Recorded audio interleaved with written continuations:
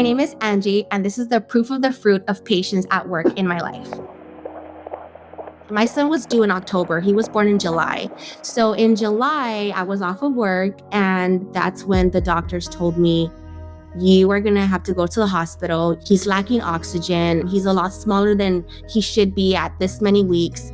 You can only imagine we're going 20 weeks thinking everything's perfectly fine. And all of a sudden that next week, it's like, no, your baby might not make it. He was only a pound and he was 13 inches long. A tiny little thing he could fit in a shoebox. But he was the most precious little thing I had ever seen. They were able to extubate him, and now he was kind of breathing on his own a little bit with a little bit of oxygen, and things were looking great until they weren't. And they called me and they said that they were gonna transport him to another hospital with like a grade 4 NICU, I believe is what they call it.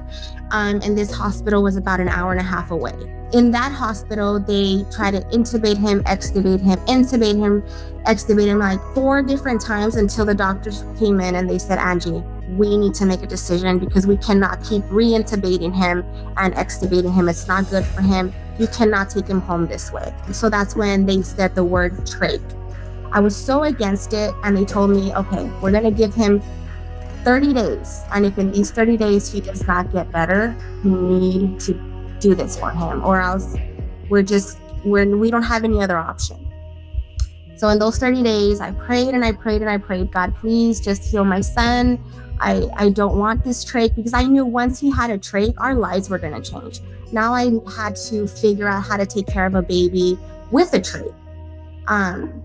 So that 30th day came, and he was only getting worse and worse. And I just said, I can't see my son like this anymore. There's nothing else they can do besides that. So I said, God, just give me the peace that I need. Give me the understanding that this is what's best for my son. That next morning, I was able to sign the consent forms, and my son was in surgery within that week.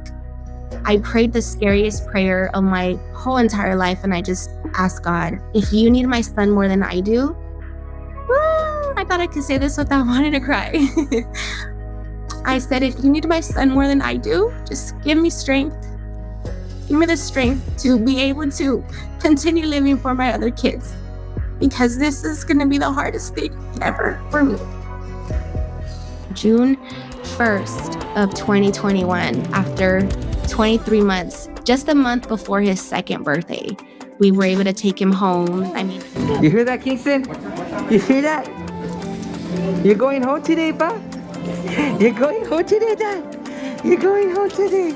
Now he's off the vent 24 hours. He does not need any oxygen. He's on no medications at all. We have an appointment to have his sleep study, to where whatever that sleep study says, he will no longer need his trach anymore. I want to thank God for showing me the strength to be patient and believe for Kingston's miracle. Whatever you're going through, whether big or small, know that God is with you every step of the way. My name is Angie, and this story is my receipt.